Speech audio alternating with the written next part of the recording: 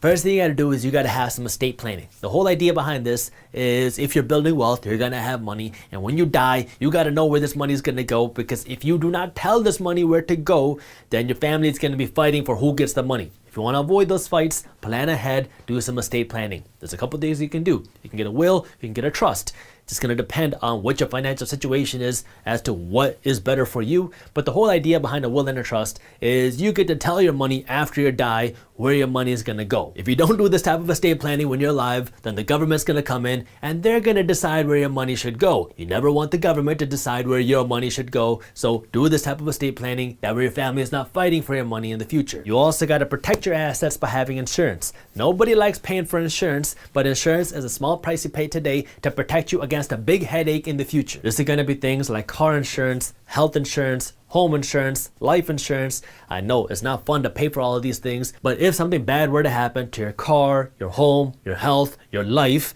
then your insurance company would come in and they would pay you or your family a big check that your family is at least financially okay. Things like car insurance, health insurance, home insurance are pretty obvious, because if your car burns down or if your house lights on fire, then the insurance company is going to come in and they're going to give you a check to go out and buy a new home or a new car. But life insurance isn't always straightforward. The whole idea behind life insurance is if you die within your life insurance period, then your life insurance company will give your family a big check. That way, at least your family will be able to survive financially even if you're not there, because the last thing you want is for you to be the breadwinner for your family and then you're no longer there and your family cannot survive anymore without you. So they have to put up a GoFundMe page to raise money to pay for your funeral costs and to pay for your basic living costs. The good news about life insurance is it doesn't have to cost you a whole lot of money. Like if you're a healthy 30-year-old guy, you can get $1 million life insurance policy for less than $1 a day. I'm not going to go too deep into life insurance in this video because I've already talked about it on our YouTube channel, but if you do want to see how you can get a free life insurance quote, I got the link to how you can do it with our sponsor Policygenius in the description below. The fifth place your money needs to go is in your education, even if you think you're done with school. Growing up, I always thought that education meant school.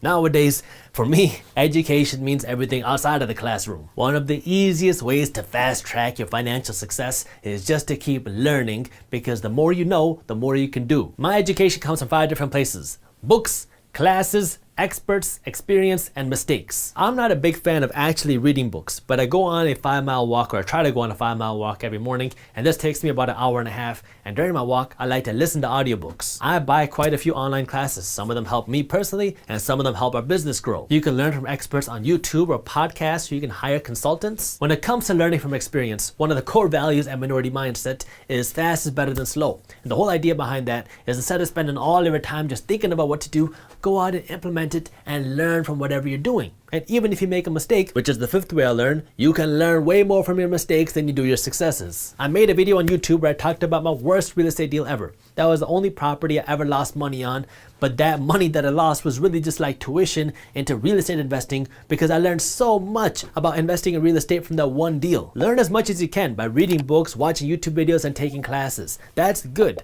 But it's never going to replace experiential learning. You have to go out and you got to just put yourself out there, because you're always going to run over hurdles that other people have not, and you got to figure out how to overcome them. The sixth place your money's got to go is your health, and this isn't what most people think about when they think of health. If you've ever heard me talk about my quadruped triangle, I believe that there are 4 fitnesses in life, 4 places that you need to be fit if you want to live a happy and successful life. The bottom is physical fitness, then mental fitness, then spiritual fitness, and at the very top, it is financial fitness. If you want to invest in your health, you need to be investing in your physical health, your mental health, and your spiritual health. Everything else is about your financial health. Starting at the bottom with your physical health, invest in good food and a gym membership or some workout equipment. Look, I'm not a doctor, sorry mom and dad, but the best medicine is being proactive and taking care of your health. I know you're working hard to get that bonus and feed your family and go on that vacation, but you gotta take care of your body too, because this is the only one you got. Second is your mental health. If you are not happy, it does not matter how much money you have. It does not matter how successful you are. You will never be able to appreciate the things you accomplished.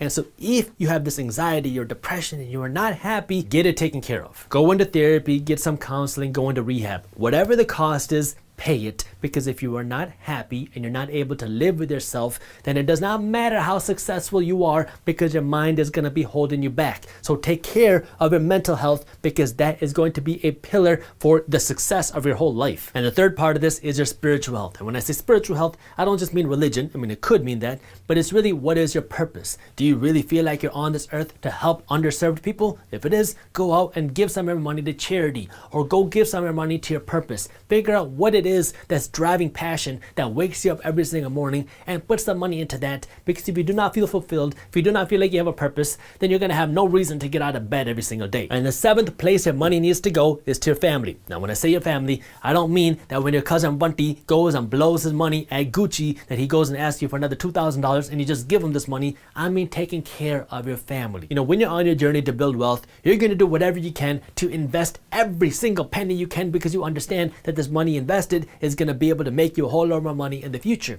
And as you do that, you're going to have to make sacrifices as a family. Maybe you don't get that nice car. Maybe you don't get that new home. Maybe you don't go on that vacation right now. But as you really start to build this financial foundation and this financial wealth, reward your family. Take your family and your kids on a nice vacation. Buy your spouse something nice because of what they put up with. I know it is hard building wealth. You got to make sacrifices. But as you start to see the success, don't just live frugal in the sense that you never enjoy your money for the rest of your life. Money only has value if you spend it, and support the people that supported you. So as you start to build your wealth, make sure you take care of your family too. If you enjoyed this short clip from my longer videos, here's another clip that I think you'll love. And while you're at it, if you're interested in learning more about how to start generating passive income, our team put together an amazing guide on how to start generating passive income for free. All you gotta do is click that button right over there. Thank you for watching, and as always, keep hustling.